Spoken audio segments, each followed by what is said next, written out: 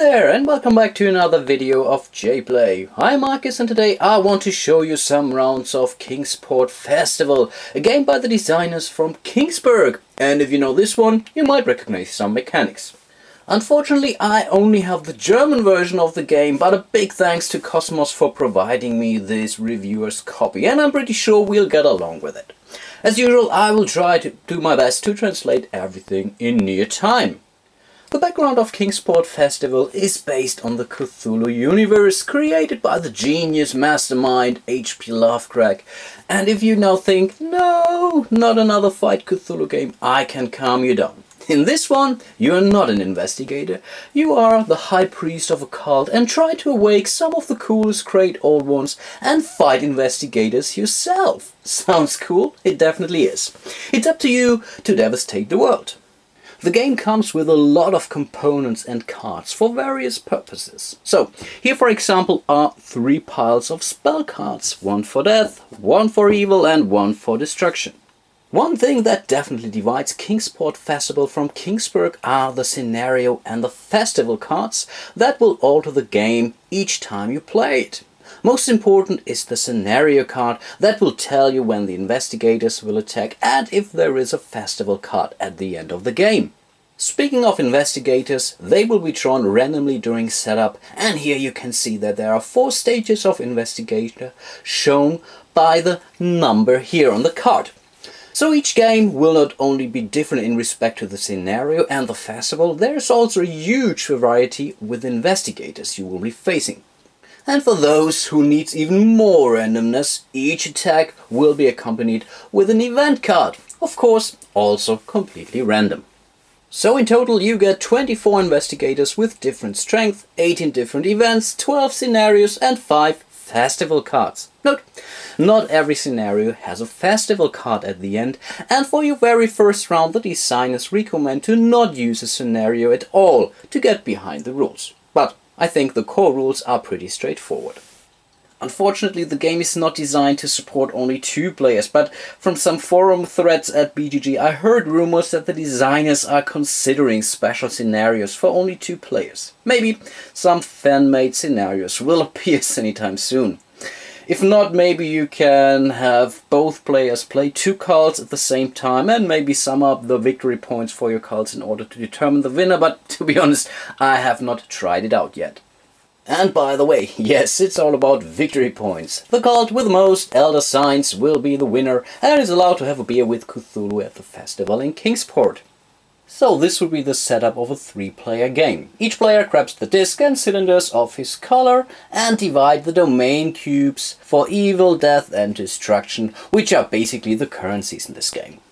Each player starts the game with 10 sanity and places one of his discs on the appropriate space on the sanity track. Not really a brand new concept, but still cool enough, I think. Put another of your discs on the value 0 of the magic track, so you won't be able to cast many spells at the start of the game. As we are all freshlings in respect to Cthulhu worshipping, we start the game with 0 victory points or elder sign points. Right now we are just a little afternoon snack for the various great old ones. Next thing to do is we will randomly draw a scenario card and read it accordingly. And here we have the scenario Dunwich Horror. Isn't that nice? First of all, we see that we don't have to draw a festival card. That would be noted somewhere down there.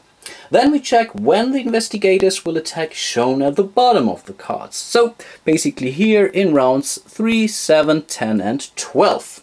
And so we place the attack markers on the calendar accordingly. And when we are at it, we'll place the calendar marker on the first space here. By the way, each game round represents 1 month in Kingsport. A lot of time to lead the world into darkness. And by the way, whoever wondered when H.P. Lovecraft has written the Dunwich Horror, it's basically in summer 1928. I just believe this card here. But back to the card. Each scenario will change some of the core rules of the normal gameplay. In this case, each cultist can score 1 additional victory point after the expansion phase if he has at least 3 resources of any kind. Additionally, if a cultist loses against an investigator, he has to remove 1 disc of any building with the highest level. This also means the investigator will lose the victory points he received for this building. Not really nice. Now we will form our rank of investigators and will draw one investigator for each level or each raid. So going from 1 to 4. We will know who will try to attack us until we reveal him at the end of the appropriate rounds. Additionally, each investigator will be accompanied by an event, sometimes bad and sometimes somehow good. Of course, both will be kept face down until we either face it or we can take a look with the 4C ability. This will allow you to peek under the event or the investigator once. If you forgot what you saw, it's basically bad luck for you. So that's the event for 1, 2, 3 and 4. And now we are basically good to go. The stars are aligned. Each round consists of 6 phases. First, we determine the turn order. Second, the invocation. We will try to invoke some of the great old ones. 3, the concession. Get some gifts from the elder gods you invoked before. 4, the expansion. Here you can expand your power and move into new buildings throughout Kingsport. 5, raid, the attack of the investigators, but only if there is an attack this round, of course. And finally 6, move the time track to the next month. And this is where the round ends. All cultists to be take their turn in a phase before all move over to the next phase. And as you could clearly see, there is no mythos phase in this one. Let's determine the turn order. All cultists roll their dice and sum up the results. The player with the lowest value goes first and can place his disc on the turn track accordingly. The players on space 1 and 2 can regain 2 or 1 sanity, depending on where they place their disc. Of course, you can never have more than 12 sanity points, but you can still be the first in respect to the turn order, of course. Okay, let's do some dice rolling for the cultist. Here's for yellow. This is for red. And for green. So green will go first, followed by red and then yellow. Let's place the discs accordingly. And of course, green will go here. Red will go here, and yellow will go there. So that means green player gets 2 sanity points, red player only 1. And this already concludes the first phase of the first game round. And now we are ready to move over to the invocation phase, where you can use your dice to invoke some of the great old ones. In turn order, every cultist can place his dice on an elder god that exactly matches the invocation number on his board. Normally, each great old one can be invoked by only one cultist with a given dice result. The exception to this rule is Nefrenka, who can be invoked with any die, and that's what the X stands for. And each cultist can worship him once per round, so all the players can use him at least once during any game round. After each cultist has invoked a great old one, the next invocation round starts, again in turn order of course. If you cannot place any more dice, you can pass. If you pass, you're completely out of this phase in this round, so you cannot reconsider later on. Let's start with the green player. I think green will go to the Yithian up there, so he places his die with the number 5 on his card, and this great old one is now blocked. Red will place his die with the number 4 on the flying kraken up there, and yellow will invoke Nodens here with these 2 dice. For his second invocation, green will go for the Migo here, and red has a problem now. He has only these 2 dice here with a value of 4 and 5 to total 9, but all of these spots, so the 4, the 5 and the 9, are already occupied by other dice, so those gods have already been invoked this round. So I think he has, more or less has to skip it, and he will place his 2 dice here on Nefrenka. Not really sure what this one is called in English. It's the Hunter of the Dark or something like that. But anyway, yellow will invoke him with his die number 6. And last but not least, green will place his last die on Nefrenka as well. Note, this is an exception. Several cultists can try to invoke Nefrenka.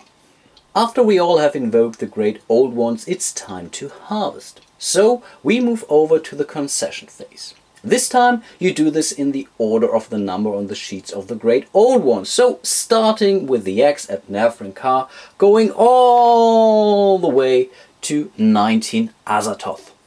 The concession is plain and simple. You grab your dice, pay the price if there is one, and get the proper benefit. This benefit can be resources, regaining some sanity, victory points, or the foreseeability and other cool stuff. Let's start with green. We just take our die back here from Nefer and Ka.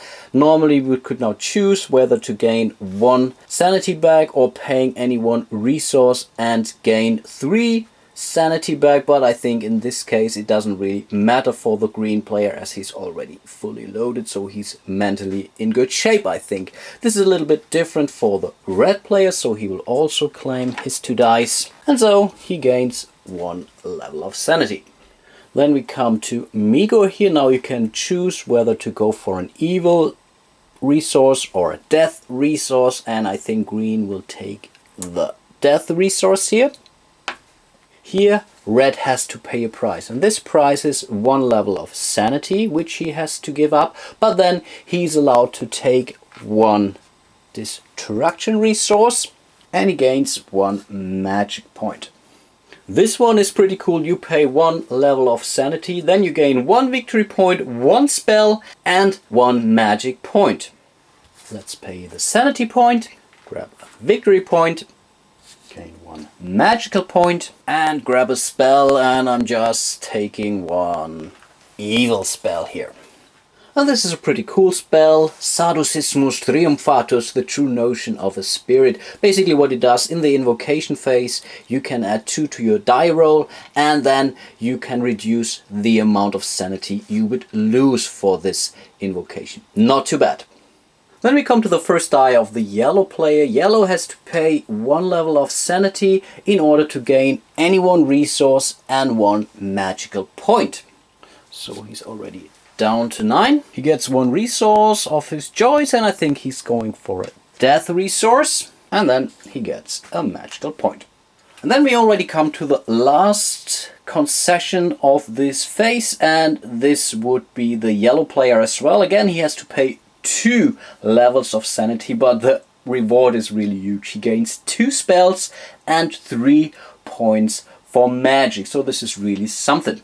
So he pays 2 levels of sanity, and then he grabs those 2 spells. And I won't show you all the spells. I think I will only show you the spells now for the green player in order to keep it a little bit hidden for now. And of course he gets 1, 2, 3 additional levels of magic. And one thing I nearly forgot, he gets the foreseeability, so he can now check either the event or the investigator of any raid now. So I think I will have a look at the very first, well, let's check out the very first investigator without showing you, of course. And that's basically it. After the concession, it's time to expand your influence in Kingsport. Your first location to expand to is the house in the center of the board.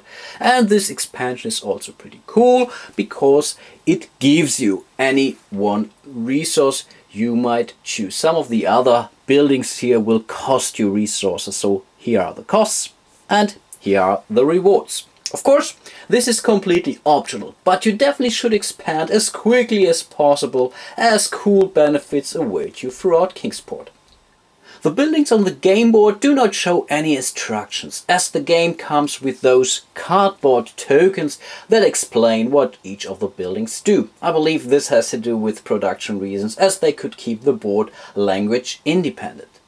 Let's check out 1 or 2 buildings, starting with the library down here. As long as you control the library, you are allowed to hold 5 spells instead of the normal 3. In order to gain control, you have to pay 2 death resources and 1 destruction resource, but it will grant you 4 victory points. But again, if you lose control of a building, you also lose the dependent victory points.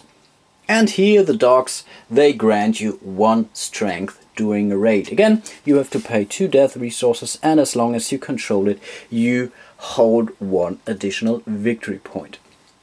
A cultist may expand into a level 4 building like this one here, only if he has control of at least an adjacent level 3 building here, for example. And the same more or less counts for level 3 buildings. You can only expand into one if you have control of the adjacent level 2 or level 4 buildings.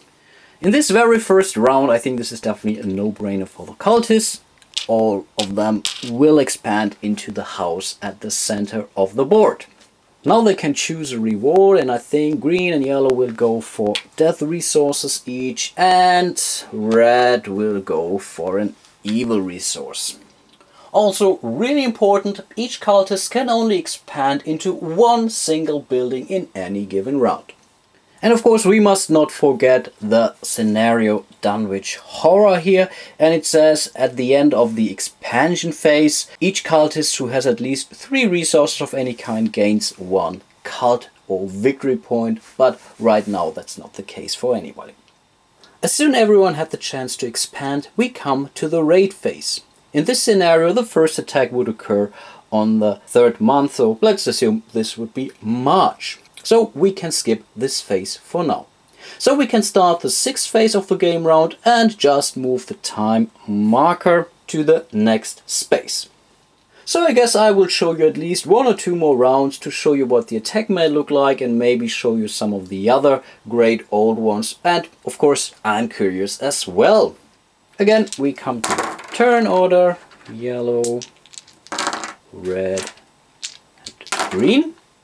So again, green will go first, then yellow, and last but not least red. So we will just swap these two. Again, green would gain 2 levels of sanity and yellow only 1. Yellow really needed some points, and green is already maxed out again. Green will place his first die on the Flying Kraken. Yellow will place 1 die here. Red will place his first die here on the Yithian. And me and green will place his die number 2 on the Shoggoth here, just in order to annoy the yellow player here. And I think yellow will then place 1 die here.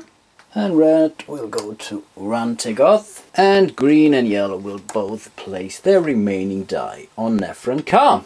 And here we start again. So for green this is basically nothing, he's maxed out, and I think yellow will go for the free option here. You could decide to pay any 1 resources to gain 3 levels of sanity, but I think for now he should be fine. So he just takes his die back and regains 1 level of sanity.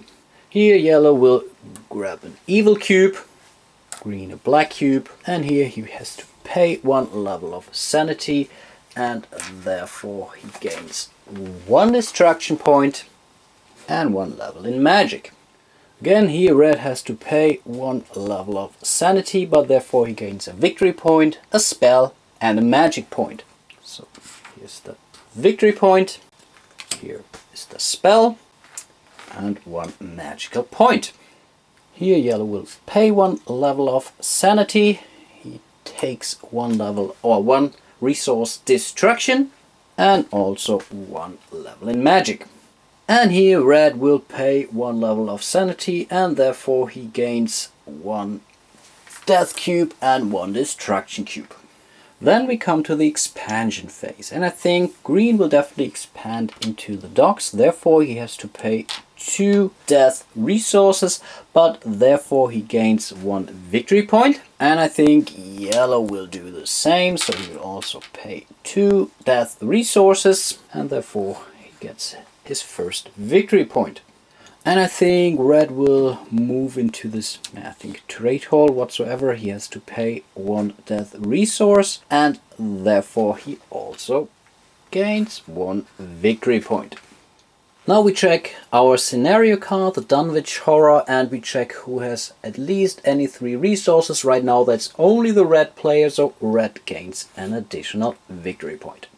Again, we don't have a raid in this round, so we come to phase number 6, and this would to move the calendar track to month number 3, and after this round we definitely will have a raid. Again, we will roll our dice. Yellow is rolling very poor this round. This will be green and red. So this time it's yellow, red and green, so we adjust the turn track accordingly. Yellow gains 2 level, red gets 1 level of sanity back. Yellow places his first die on the Shoggoth. Red places all his 3 dice on Dagon here because he wants to go after these any 2 resources. I don't have any clue how these guys are called here, but yellow wants to place his die on this, of course. Green places his first die on the Migo, and I think yellow will place his remaining dice on the Flying Kraken here. And green places his last dice on the Hydra here. Let's start with yellow here and place a black cube.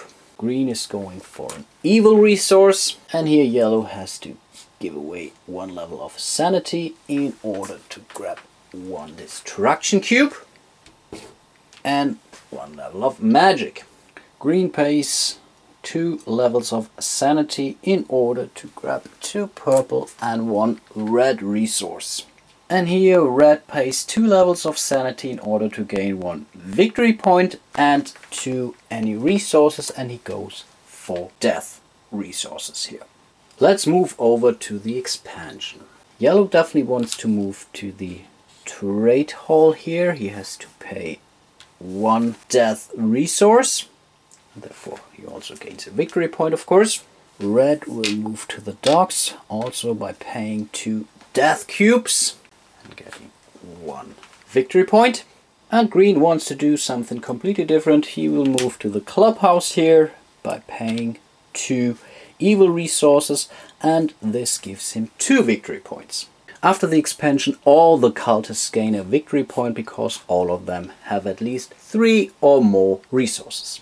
And in this round we finally encounter our first raid. And by the way, every single cultist is attacked individually. There's really not much cooperation in this one here. On the backside of each investigator you see a clue of how strong the investigators will be, shown by the red values at the bottom of the cards here. So this investigator will be 1, 2, 3. But now it's too late anyway. So we first flip the event card and resolve it. And then we have a look who will be fighting against.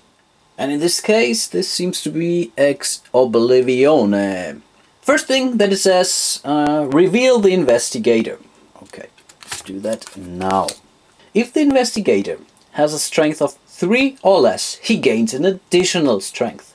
If the investigator's strength is higher than 3, each cultist gains 1 evil resources. And the investigator is Zadok Allen, the Trunk. He has a strength of 3, so he does gain an additional strength because of this Ex Oblivione event. His special activity says for each spell the cultist is casting, the cultist loses 1 point of sanity. If a cultist wins, he gains any 2 resources, and for a loss, he loses 1 victory point. And by the way, in this case of a tie, it is a tie. How do you win? You compare your strength provided by spells, building and such with the strength of the investigator. If your strength is double the amount of the investigator's strength, you also double the reward. Never happened to me though, by the way. Let's start with a raid and start with a starting player, and this would be yellow. Yellow has the docks, so he gains 1 level of strength because he controls the docks. That's already a good thing. He still needs 3 more strength points, but he's also controlling the trade house here. And the trade house says during an attack, during a raid, you can give 1 magic point for 1 strength. But to be honest, I'm not sure if I can do that more than once. On all the other spell cards it clearly says that you can do or gain the benefit dependent on the resources you spend or how many magic points you get. So I think in this case this might not be the case, but really correct me if I'm wrong here. But for the yellow player he still has an additional option, as he can cast a spell now during the raid. And the spell is the Necronomicon, the testimony of the Mad Arab. Isn't that nice? So he can now give away 4 magical points in order to gain +3 strength, which is good, but he also loses 1 level of sanity. And remember, the special ability of Zadok Allen also says if the cultist casts a spell, he also loses an additional point of sanity. So in this case, yellow loses 2 levels of sanity. He has to pay 1, 2, 3, 4 magic points, but he managed to defeat the investigator. Of course the spell is removed, and now he can claim his reward, and the cultist gains any 2 resources. And as yellow has a plan and still a very cool red spell, he goes for 2 destruction resources. Now we come to the red player, and I think red gains 1 point here, and he could give 1 magical point for 1 strength, but this will only give him 2 strength points. So I think this won't be enough, and please again correct me if I'm wrong with his trade house here. If I can do that several times, I think this would be a great help, but I think it would be written on this card somehow that I can do that several times. So he's now defeated, which also means the cultist loses 1 victory point. And the scenario says that if you lose against an investigator, you have to remove your control disk from your highest building. Right now he has control over the docks and the trade house here, and as the trade house is cheaper to regain, I think he will remove this control disk, which also means he loses an additional victory point. For green it's pretty much the same. He gains +1 strength from the docks. He would gain +2 strength if the investigator had a strength of 3, but Sadok has a strength of 4 because of the event card, so he also loses. So for once he loses 1 victory point. I will just do that off camera here because of the card where it says in the case of defeat we would lose 1 cult point, and then we would have to remove 1 control disk. And in this case I think the docks are the cheaper ones, so we will remove the green disk from here, and this also means he loses 1 victory point. And that was basically the raid, so both the investigator and the event card will be removed from the game. We will face our next investigator here at round 7, and this time this is a level 2 investigator, and he has a strength from 2 to 4, so he can be weaker or he can be a little bit tougher, and of course there will be an event as well. After the raid we will move the calendar track accordingly, and then we would start an additional round, but I think I will end it here for now. Some final comments from my side, and as usual, short and crisp. I really enjoy Kingsport Festival, and if you liked or still like Kingsburg and you try to avoid Arkham Horror but still like the Cthulhu universe, then this should be the right fit for you. Everyone who wanted to see just another Ameritrash, let's bash some great old ones kind of game again might be a little bit disappointed here. It's basically placing your dice and collecting some rewards like wooden cubes or victory points. I have to confess that the theme could be basically anything here, but I'm still not tired of H.P. Lovecraft, and I like the way the designers have integrated Azathoth and all the other elder things. Personally, I think they should have provided a mode for 2 players, as I don't see too many things that would speak against it, to be honest.